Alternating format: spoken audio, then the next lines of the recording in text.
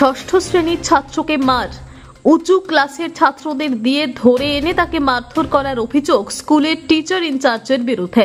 ঘটনাটি ঘটেছে সোনারপুর থানা এলাকার রামকমল বিদ্যাপীঠে। স্কুলের ইনচার্জ জ্যোতির্ময় মণ্ডলের বিরুদ্ধে মারধর করার অভিযোগ। শনিবার স্কুল ছুটি হয়ে যাওয়ার পর এই ঘটনা। প্রাইভেট টিউশন পড়তে যাওয়ার সময় তাকে স্কুলের মধ্যে ডেকে নিয়ে এসে মারধর।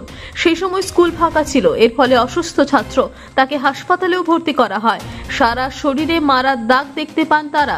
এ বিষয়ে স্কুলের সাথে যোগাযোগ করা হলে স্কুল কর্তৃপক্ষ কোনো সহযোগিতা করেনি, উল্টে ছাত্রের কেরিয়ার নষ্ট করে দেওয়ার হুমকি দেওয়া হয়।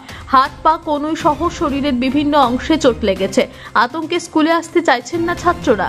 এই ঘটনায় সোনারপুর থানায় অভিযোগ দায়ের। টিচার ইনচার্জকে বারবার ফোন করা হলেও তিনি ফোন রিসিভ করেননি। আক্রান্ত ছাত্র দীপ নস্কর বলেন, শনিবার প্রাইভেট টিউশন পড়তে যাচ্ছিল, সেই সময় তাকে স্কুলের মধ্যে ডেকে নিয়ে গিয়ে মারধর করা হয়। স্কুল ফাঁকা ছিল সেই সময়। সারা শরীরে আঘাতের চিহ্ন দেখতে পান তার মা। এ বিষয়ে স্কুলের সঙ্গে যোগাযোগ করা হলে স্কুল কর্তৃপক্ষ কোনো সহযোগিতাই করেনি, উল্টে ছাত্রের কেরিয়ার নষ্ট করে দেওয়ার হুমকি দেওয়া হয় বলে অভিযোগ। হাত পা কনুই সহ শরীরের বিভিন্ন অংশে চোট পেয়েছে ওই ছাত্র। আতঙ্কে স্কুল যেতে চাইছে না তারা। এই ঘটনায় সোনারপুর থানায় অভিযোগ দায়ের করা হচ্ছে। টিচার ইনচার্জকে বারবার ফোন করা হলেও তিনি ফোন রিসিভ করেননি। ছাত্রের বাবা বলেন, স্কুলের ভেতর ডেকে নিয়ে গিয়ে আমার ছেলেকে মারা হচ্ছে। কোনো শিক্ষক কি করে এমন অমানবিক কাজ করতে পারেন? দীপের মা বলেন, ছেলে সারা শরীরে আঘাতের দাগ, ভয়ে কাঁপছে, স্কুলেও যেতে চাইছে না।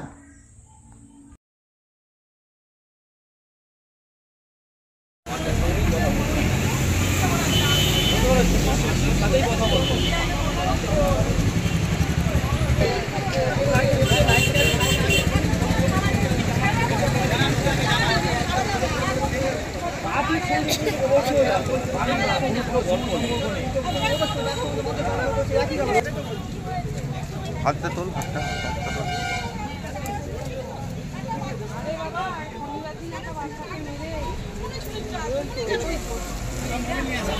এরকম মাস্টার হতে পারে।